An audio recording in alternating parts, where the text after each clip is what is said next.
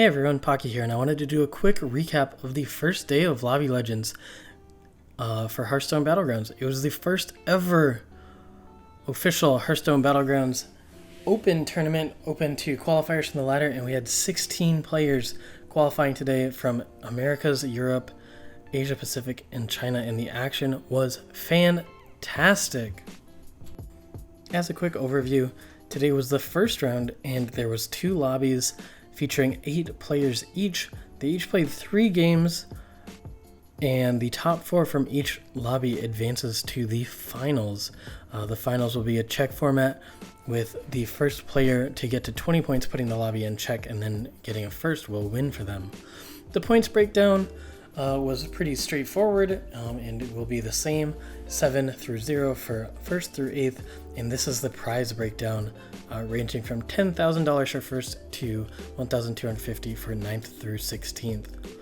Lobby A had a bunch of great players: Bobofat representing Germany, Bayou representing China, Educated Collins representing America, Kuramon from Japan, Max 7key from Russia, Punpada from Japan, Summer from China, and Zoinhu representing Brazil. As we dive into the first game, the big moment here was when Collins discovered a Sephin early on and set up to get poison. As we know in Murloc lobbies, that always tends to be towards the end game. We saw Punpada here using a golden tank to stabilize at 13 health, picking up an Imp Mama off this triple, and we would soon see Punpada in the top 3.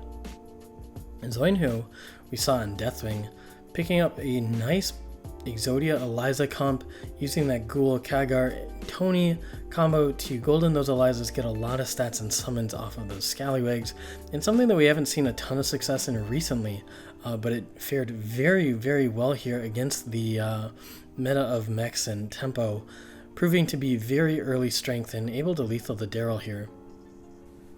In this moment, we saw 4 people die, with someone actually dying to the Ghost, so we went to a very quick top 3 situation. Unfortunately, Punpada wasn't able to stabilize with the Omega Busters, and between Zoinhu and Collins here in the top 2, we saw Zoinhu get the perfect lethal with that Baron just barely living. So Zoinhu took first in game 1, and this is the standings quickly after the first game of Lobby A, with that 4-way tie, sort of keeping everyone close, and Max 7key only taking that 0 points with that 8th. In game 2, we saw a lot of players on similar heroes, so Punpada on Maiev again, Zoinhu on Deathwing again, and Collins on Barov again. Punpada did hit a quick 8th though, and we saw a lot more tempo-oriented heroes out of the Chinese players, Summer and Bayou. We saw Summer putting together the Arana Murloc strategy, and here we see how potent that could really be when it builds up so many stats so quick, and without other people having access to the Sephin right away, you're able to maintain a really high health total for a long time. Collins, on the other hand, did find Sephin and was able to get a lot more poisons here, and with the tempo of Arana's Murlocs and Collins' poisons, they made top 2 very early, but Collins' poisons able to come out victorious and lethal that Arana in the end, taking first in game 2. As we got into game 3, we see Punpada on Silas, which we'll come back to in a moment. Kuramon stayed on 1 for an extra turn, floating a gold, but setting up a lot of triples, and Zoinhu had a really early double Nomi start with Zephyrus, so a few players that looked like in really good position to move forward. Bobofat had a very early setup with a golden Kaligos, courtesy of Tessa's hero power, able to steal a bunch of Kaligoses from Elise, and so those dragon players looked very strong. Here we saw Punpada set up a really quick double golden Peggy board, and in one turn we see how strong Punpada was able to get, lethaling Kuramon, who up until that moment looked like they were in a very good position in this lobby. And before you knew it, it was a top 3 made up of Elise, Tess, and Silas there. And Elise with the original Kaligoses able to get started a little bit faster, did end up lethaling in that mirror match of dragon boards. However, Ponpada, with enough stats on those Peggies, the Presters, and those Amalgadons, was able to clear up at least and got a very, very healthy 33 HP win on Silas with those Peggies. That was enough to get Ponpada out of the first round, despite that second game, 8th place, and joining Ponpada in the finals will be Educated Collins, Bayou, and Babafat, who all had fantastic performances, especially Collins with a dominating first round. Interestingly, out of Lobby A, we had one representative from Americas, one from China, one from Asia Pacific, and one from Europe. As we head into Lobby B, we see our competitors are B-Nice from Germany, Kurt from America, Gadumit from Russia, HOF representing China, Kenken out of Canada, Satellite and Sisei of Japan, and YJSJMR out of China. As we head into Game 1, we see Sisei on Gallywix. However, as we find out later in this game and later in this lobby, Gallywix isn't always the pick. As the action got started, we saw HOF taking an early Witchwing Nest Matron on Galakron, not opting to go for a 5 or 6 drop, but taking the early 4, and this really set HOF up for success later on in the game with that Murloc board start. As we head into Gadumit's perspective, we see that Sisei on that Gallywix did end up taking an 8th. However, a timely matchup against their Ghost allowed Gadumit to stabilize on a Menagerie board.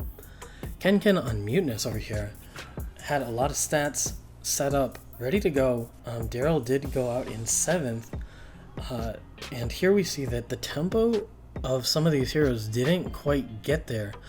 We see a lot of stats on this Mutinous, but it wasn't enough to go against B-Nice's Cookie and their Golden Caligos board.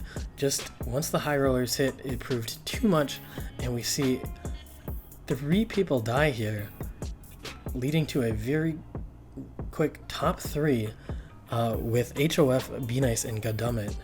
Gadumit here did manage to squeak by with that stabilizing, but unfortunately isn't able to get much further than this, and we head into a top 2 with a nice Caligos mirror match, and the Presters, despite being a really nice tech, isn't enough to get through B-Nice's massive stats. Just the extra econ afforded by Cookie and the cost of the econ from Galakron wasn't enough to get it, and so B-Nice took game 1 of Lobby B with Dragons.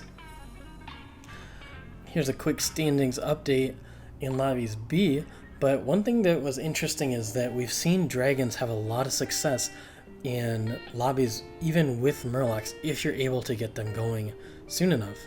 As we head into Game 2, Kurt had a very interesting decision, but decided to pass Gallywix in favor of Mr. Bigglesworth, the cat. Cat was a very interesting choice here, but with Beasts and Murlocs out, Gallywix didn't seem as appealing, and this was our one game in our first round of the tournament that didn't have Murlocs. We saw right there that Barov ends up taking an early lethal to the cat, and 3 people die, so Cat going all in to kill Barov pays off immensely. Meanwhile, HOF had a very potent setup with a Golden Peggy, Hogger, Recycling Wraith, Bran, and Agam on Millhouse, so a lot of valuable units. Balancing what to do. Having to sell out of the buddy here, but able to get a lot of stats on this Menagerie board and just make full use of Millhouse's hero power to get to a top 2 situation. However, the Amalgadons, Poison, and Nadina of Kurt's Mr. Bigglesworth proved too much and overcame the stats and ended up getting that first place. So a really great choice to take Cat there and play a very specific playstyle to get first for Kurt there over HOF, who ended up with 2 seconds, and our standings after 2 games were very close. In Game 3, Gadumit started out with a very early Mama Bear pair, courtesy of Zephyrus' buddy, and that strong tempo start allowed Gadumit to really push the tempo of this lobby. Meanwhile, on Millhouse, we saw Ken able to put together a very strong Gem Splitter, Mech Roll, Divine Shield board on Millhouse. Able to leverage that into a strong tempo game and able to perfectly lethal the Panda here and move into a top 4 situation.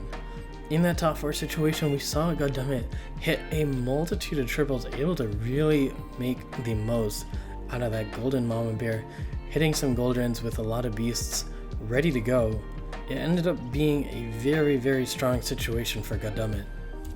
Ken and Goddammit found themselves in a top 2 situation where both of them were playing for the ability to advance to tomorrow's finals. However, after a serious set of back and forth and techs by both sides, it was Ken who was able to get the win over Goddammit despite the ghoul tech. The giant faux reaper ended up being a difference maker here, getting a really, really good hit and hitting that Mama Bear, and the mechs were just too much, and the rat packs without all those extra buffs weren't enough, and yeah, Ken was able to take the win and advanced to the finals. Here we see those final standings and we see how close it was. Ken able to sneak in, and unfortunately for Goddammit, with Kurt getting 1 first and HOF getting 2 seconds, Goddammit wasn't able to advance through qualifiers, losing out on those tiebreakers, Satellite and CCC, and YJSJMR unfortunately also unable to make it. However, that does mean we have our finals. So our final lineup for our first Lobby Legends will be Educated Collins, Bayou, Pompada 07, Baba Fett, Be Nice, Ken, Kurt, and HOF. A huge mix of players, all immensely talented, and I cannot wait. The games were fantastic on day 1, and I can't wait to see what we see on day 2. The meta was varied. We saw some Murlocs, we saw some Dragons, we saw some Mechs, we saw some interesting stuff in there, and how all the players were playing it out. Just their skill shined so brightly, and I can't wait to see what the finals hold tomorrow and how the new check format plays out. So be sure to tune in, and I hope you enjoyed this recap. If you did, be sure to like, comment, and subscribe, and we'll be back tomorrow. Peace.